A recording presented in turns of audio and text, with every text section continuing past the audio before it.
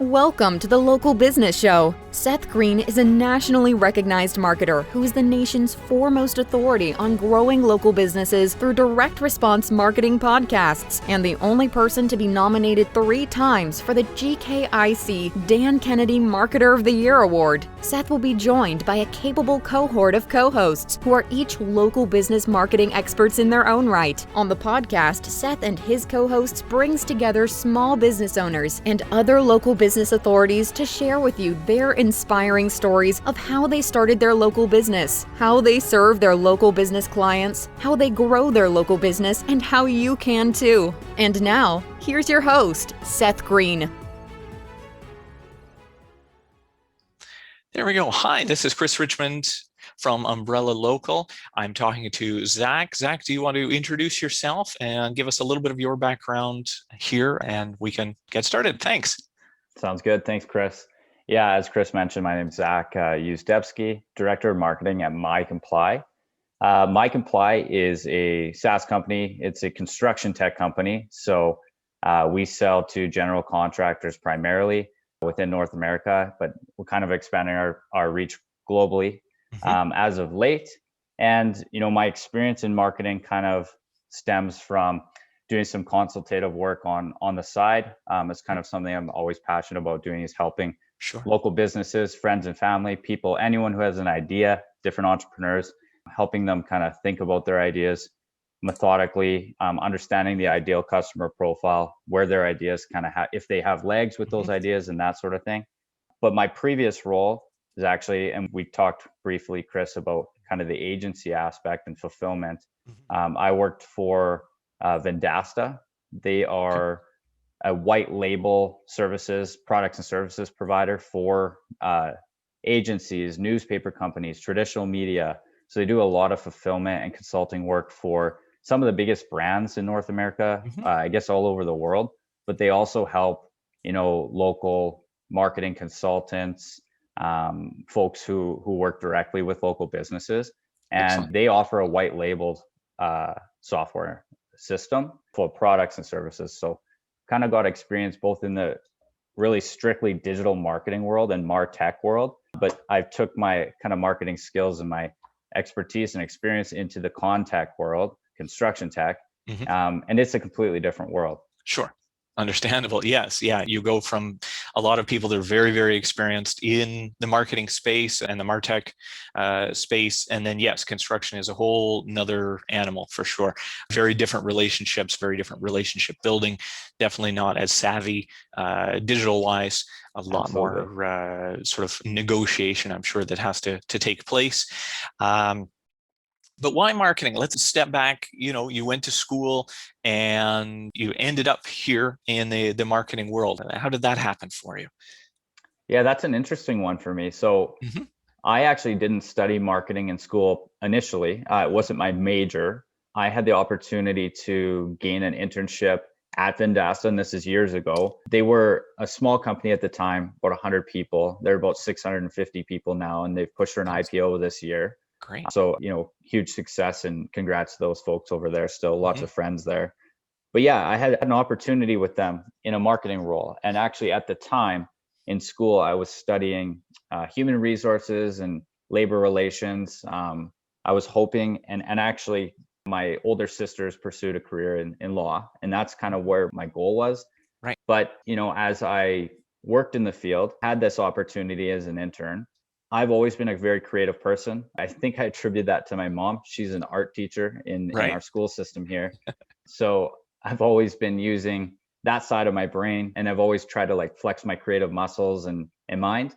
And I got into this marketing role. I was kind of doing copywriting and content writing, slowly learned some of the Adobe suite, whether it be Photoshop, Illustrator. I was doing video editing, and kind of developed a very well-rounded skill set, I would say. As part of the demand generation team at Vendasta. And so, I had about just short of a year as an intern there. And then I was heading back to school to finish my undergraduate degree. Yeah, I made the decision for myself that this was kind of what I wanted to pursue in my life. It inspired me. It made me happy. I think a lot of people say, right, you want to go to work and do something that you love. Yeah. And that's really all that it came down to, is I really enjoyed what I'm doing. I left this dream of being a lawyer kind of in the dust because I was just inspired and intrigued by an opportunity that, in my opinion, I kind of stumbled upon. Right. Well, I think a lot of us are attracted to this area just because you get to learn every day. You get to see, Mm-hmm. you experiment, you see success, and you say, hey, that was really neat. I want to see Mm-hmm. that success again, and I want to share that knowledge with others. And especially, yes, when you say you've been helping, local businesses and sort of working on the side, when you go in and start talking to a client, either when you started with MyComply, what are sort of the first things you look at when doing an assessment with a client to say, okay, where's the biggest gains we can make? Do you have a framework for that? Or is it just, let's try this first and then we'll go on to priority number 2? So I wouldn't necessarily attribute that to my current role at MyComply. I don't do any marketing consulting in my current role Okay. with construction companies per se. But I guess with any entrepreneurial idea or venture or any startup, I have a lot of friends who have the startup itch, I guess, and are working in incubators and cultivators and stuff to take their ideas. And Saskatoon's big for that. Absolutely. Yeah. Yeah, it is Great. actually. Saskatchewan is growing significantly. But I think the first thing I like to tell someone is, the first thing someone says, I have a great idea. That question or that statement should be followed up when, who is this idea for? I think really intimately knowing your ideal customer profile is where everything starts. So when I'm talking or consulting with, I guess, any client, whether it be a friend, family, or a paid opportunity, it's let's really make sure you understand who you're selling to. And a lot of cases, small businesses do. They get it, that they're inspired by that person. But it helps me if they can paint a picture of, who this person is, what they eat for breakfast, all this stuff. So that one, if you're running paid advertising or whatever, you have a good idea of how to build your audience out. But two, I think what's really important in knowing that and knowing that angle so intimately is that in order to build evergreen content and not be caught in kind of a hamster wheel of kind of misguided marketing or just marketing that isn't taking your product anywhere, you aren't building any authority or thought leadership on any sort of subject. Right. I think content marketing is a huge, and it's a long-term play, but it's a huge commitment. And I think without proper alignment to who your customer is and why you're building content for that customer, I think that you're kind of just misguided and you might just be wasting your efforts, so to say.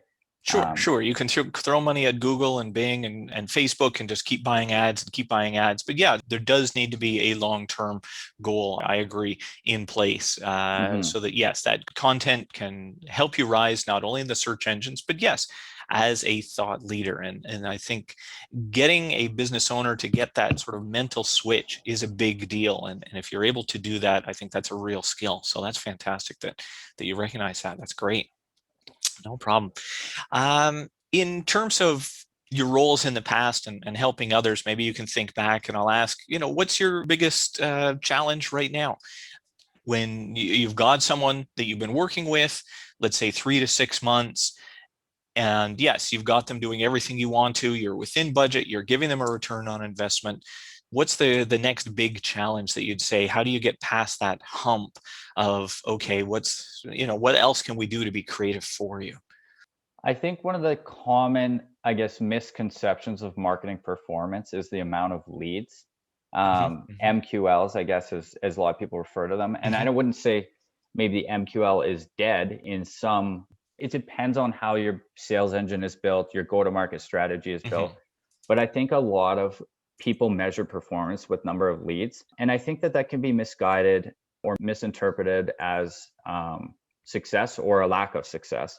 I think that if you look at a pipeline, a healthy sales pipeline, it could be something that has a ton of potential contract value in the pipeline.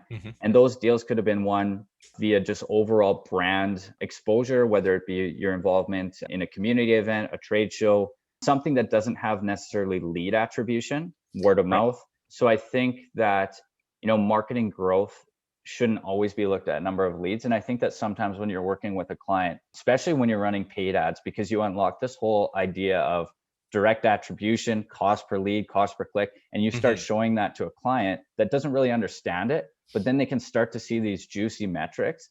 That's something they really lean on, right? Oh, drive that cost per lead down, drive that cost per click down. I'm not getting enough leads. I think that it doesn't always tell the full story. So I think that leads is It's important. Obviously, it's important. Sales leads are important. But one thing I always try and work with a client is that when we're setting up a strategy for your marketing or your advertising, yes, it's to drive business, it's to drive leads, but you're not always going to realize those leads while I'm helping you. Some of this brand building and stuff is going to come down the line. And, it could be attributed to stuff that we've done together, but you might not see that return for a year, 2 years, 6 months, whatever it may be. So don't always concern yourself with that or obsess over it, hitting refresh, seeing if there's another lead in your LinkedIn channels or your Facebook ads or your PPC, whatever it is, wherever you're running a channel, Right. if it's paid ad or if it's just on your sites kind of organically. I think that marketing efforts are like a snowball, right? They start small, you roll downhill. And if you're doing it properly, like I had mentioned, a lot of cases you're building that evergreen content strategy that pays dividends throughout kind of the lifetime of your business. Indeed. Yeah. Not every organization is at a maturity level that they're able to look at your solution. For instance, for MyComply, they may be a small company now, but they may grow and then suddenly they do need it. And if you've been there in mind, or you do have word of mouth when someone says, hey, who can I use for this kind of tool for tracking? It definitely helps. So yes, it's again, part of that education where I think you're a bit of a consultant working with a client that way. So that's great. And do you mind if I add to that, Chris? Sure, absolutely. There's a gentleman on LinkedIn who I follow his content. His name's Chris Walker. I was just listening to one of his pods recently, and he was saying one thing that he likes to explain to his clients is that 95% of the time, someone isn't buyer ready. And so there's kind of two ways of marketing or building demand. There's capturing demand, and that's someone who's buyer ready. So that's that 5% who stumbled upon maybe your PPC ad or came to look for you organically. They're ready for a demo. They're ready to make a buying decision. But 95% of the market isn't in a buying cycle.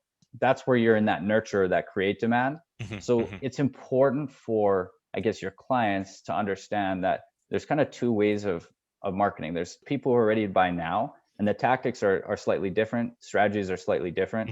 Yes. And then there's the people that you need to nurture. You need to be authority figure, educational. You just kind of need to stay top of mind with them. Yes. So that when they enter the buying cycle, you're kind of the first name they think of, or at least one that they consider.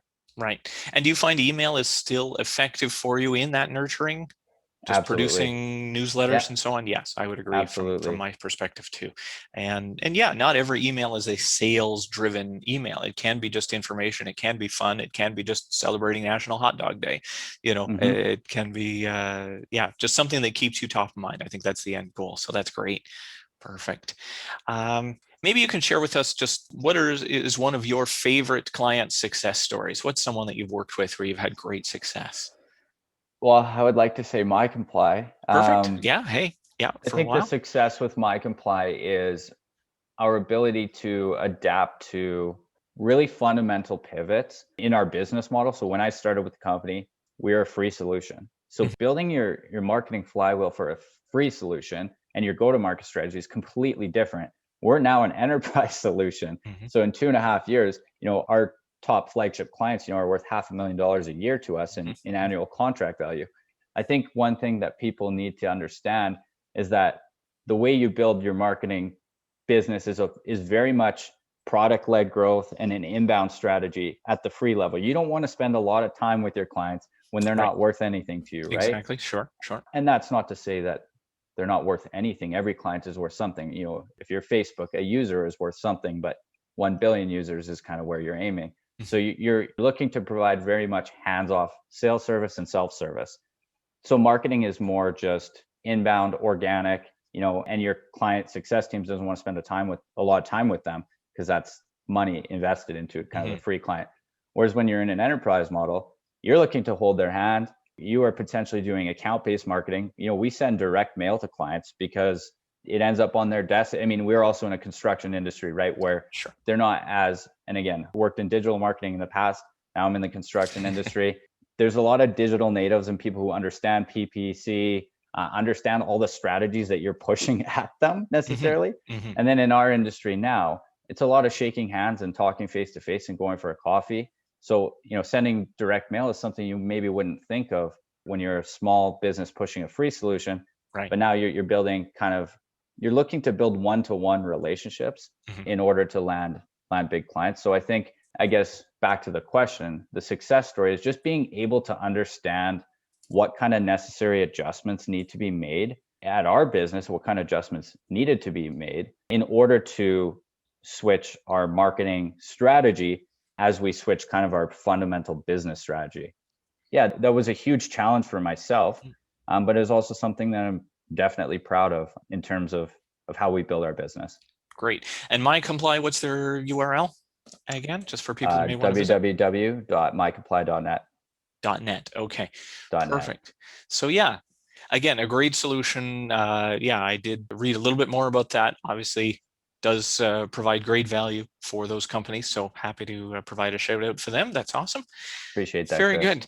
Yeah. So Zach, thank you so much for your time. I think this has been very, very insightful. I will look up Chris Walker and see if I can get a little bit more information. Always on the lookout for a new reference there. That's great. You've had some great experience, and I wish you the best of success and luck going forward. Thanks. Thanks, Chris. Take care.